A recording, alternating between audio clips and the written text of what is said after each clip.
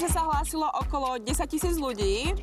A prečo sedím práve ja tu, si myslím preto, lebo som určite vtipná, šikovná, talentovaná.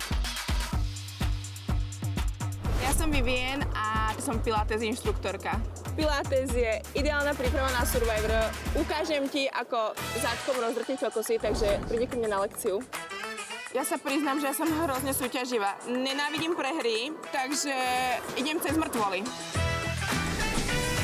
Veľakrát sa mi stáva v živote, že ľudia ma tak škatulkujú naprvu, proste blondína, ale nikto vlastne nevie možno to, aký mám ja príbeh. To, čo som zažila, proste nebolo jednoduché v živote a som silný človek a proste dávam do toho všetko.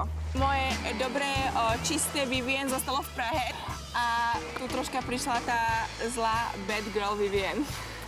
Určite by som chcela byť prvou ženskou víťazkou a ešte zo Slovenska. To sme tu ešte nemali, takže idem do toho.